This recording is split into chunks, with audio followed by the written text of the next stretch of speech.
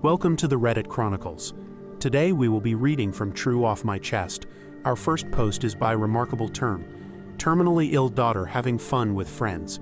I am 41, have a daughter 16 who has terminal cancer. She fought hard for 4 years, but things have become progressively worse. Cancer has developed in other parts of her body, most recently her brain, which is inoperable. We saw 4 different specialists and got told to get her on hospice and just let her be comfortable at home will be the best option. Her estimate is 3 to 6 months. That was determined 2-ish weeks ago. Now, I would usually never want my daughter drinking, vaping, doing pot, or anything like that, neither would my wife, her mom.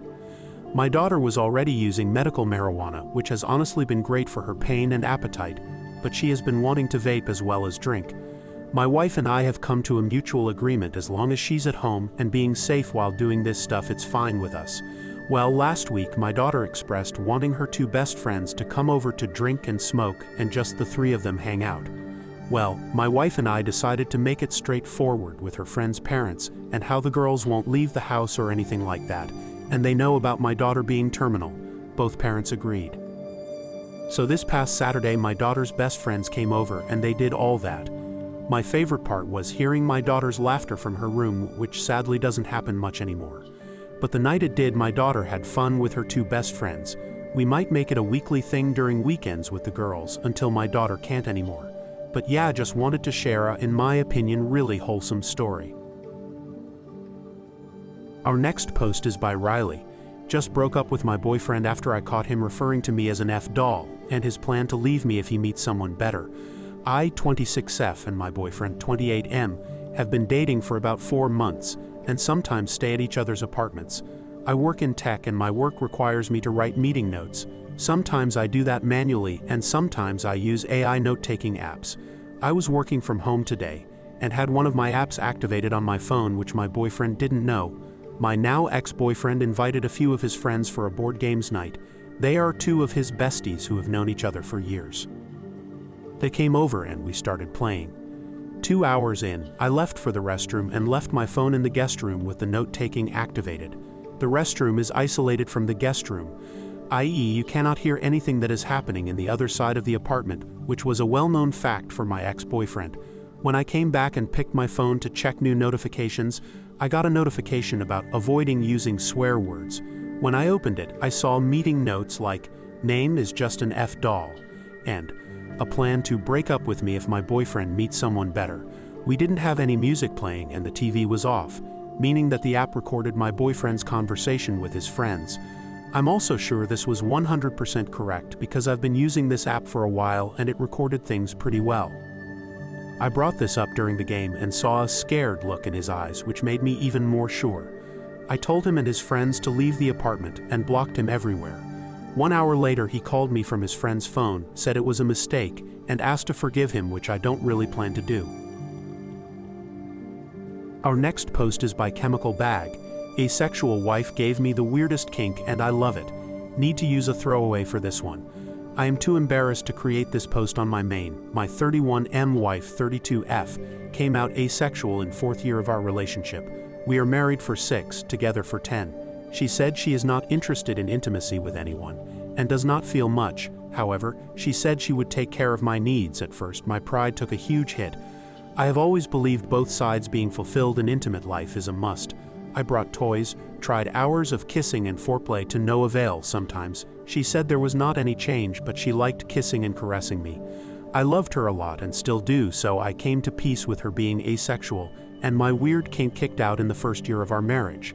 You see, she would make sure to kiss me, touch me, and please me during intimacy, even though she was not interested in intimacy.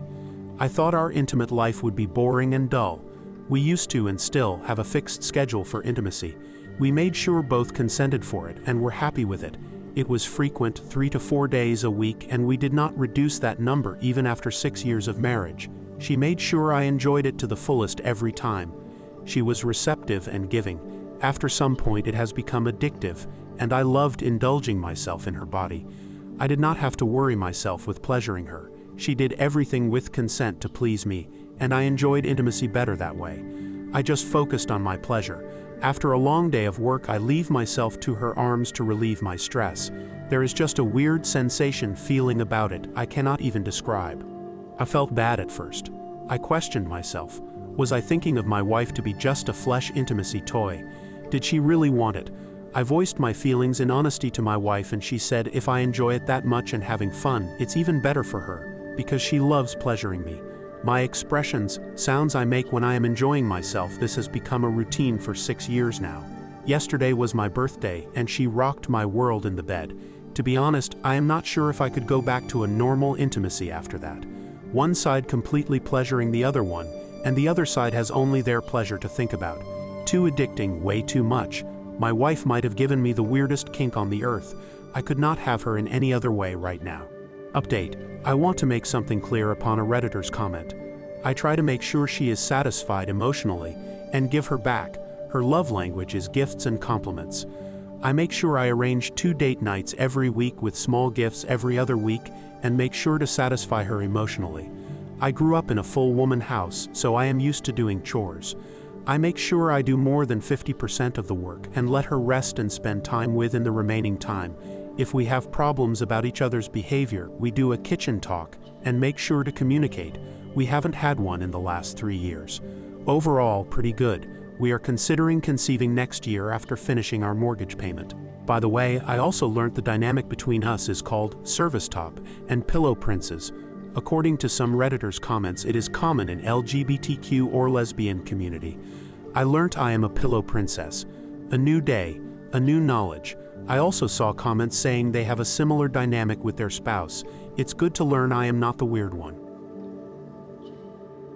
Our next post is by Chainsaw Frogs. Husband was listening to my conversations with home camera. My husband and I had gotten into an argument regarding my decision to change what I'm studying for school. My mental health had been declining, and he doesn't see that as an excuse to change what I'm doing. He then called my mom behind my back to tell her about it and convince me to stay in my program. I was pretty mad and could tell they had talked because he was prepping her using his terminology. She admitted they had talked. He had left out information about how this affected me and unpleasant things he had said to me. I was very angry by this and was telling her how I feel he is manipulating me by talking to her.